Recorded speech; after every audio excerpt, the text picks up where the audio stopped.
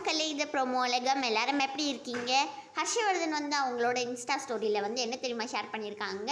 ஒரு ஃபேன் வந்து அவங்களுக்கு டிஎம் பண்ணியிருக்காங்க. அது என்னென்னா, ஹர்ஷவர்தன் அவங்களோட ஒரு சின்ன ஃபேன், ஆனால் பெரிய ஃபேன் கிடையாது அப்படின்னு சொல்லியிருக்காங்க.